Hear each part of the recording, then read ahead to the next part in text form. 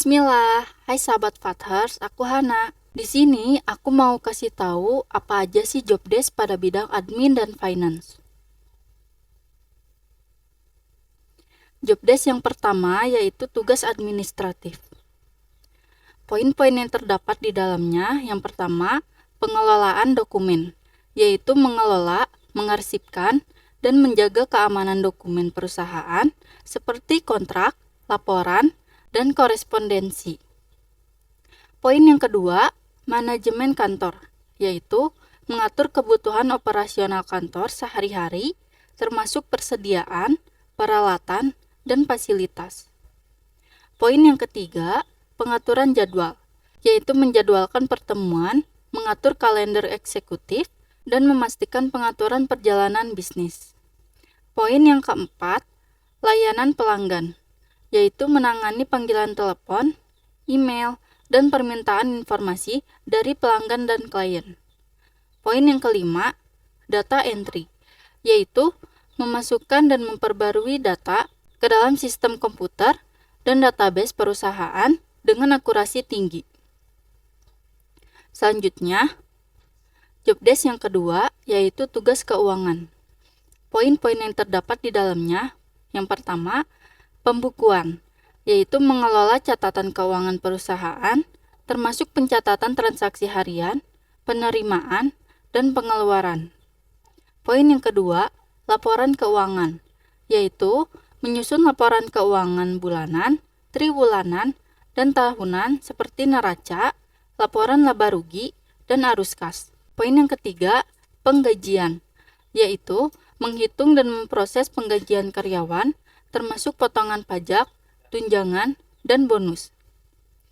Poin yang keempat, pengelolaan hutang piutang, yaitu mengelola akun hutang dan piutang, termasuk penagihan dan pembayaran faktur. Poin yang kelima, anggaran, yaitu membantu dalam penyusunan anggaran perusahaan dan memantau realisasi anggaran terhadap rencana. Selanjutnya, job desk yang ketiga, yaitu manajemen keuangan.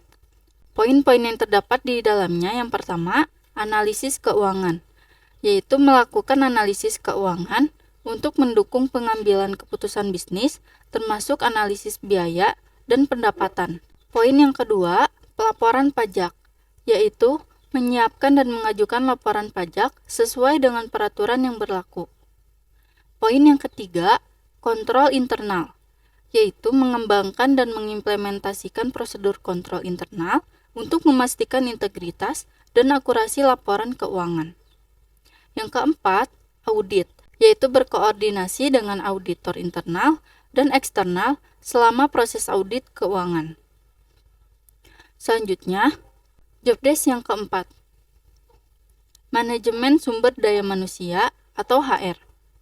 Poin-poin yang terdapat di dalamnya, yang pertama, rekrutmen dan seleksi, yaitu mendukung proses rekrutmen dengan menyusun iklan pekerjaan, menyaring kandidat, dan mengatur wawancara. Poin yang kedua, manajemen karyawan, yaitu mengelola catatan kepegawaian, termasuk kontrak kerja, cuti, dan penilaian kinerja. Poin yang ketiga, pelatihan dan pengembangan, yaitu mengatur program pelatihan dan pengembangan untuk meningkatkan keterampilan karyawan. Poin yang keempat, kesejahteraan karyawan. Kesejahteraan karyawan, yaitu mengelola program kesejahteraan karyawan dan memastikan kepatuhan terhadap kebijakan perusahaan.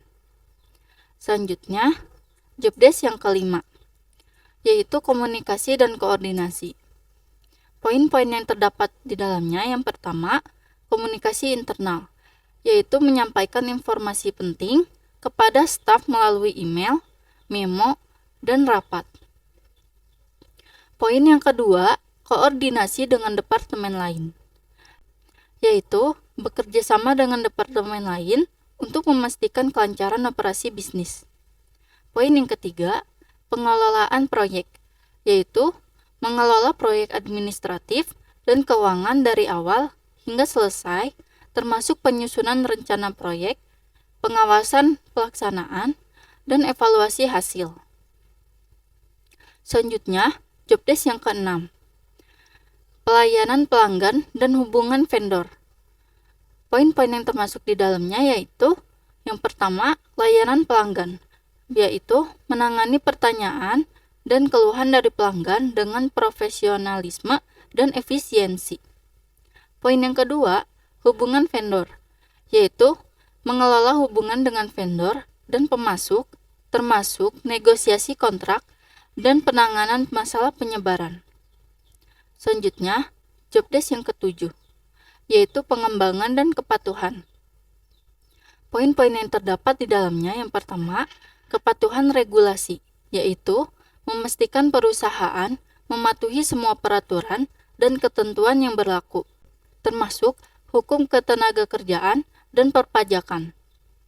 Poin yang kedua, pengembangan proses, yaitu mengidentifikasi peluang untuk meningkatkan efisiensi proses administratif dan keuangan. Poin yang ketiga, pelaporan manajemen, yaitu menyusun laporan manajemen untuk memberikan informasi yang relevan kepada manajemen puncak mengenai kinerja operasional dan keuangan. Oke, mungkin cukup sekian mengenai job desk pada bidang admin dan finance. Terima kasih.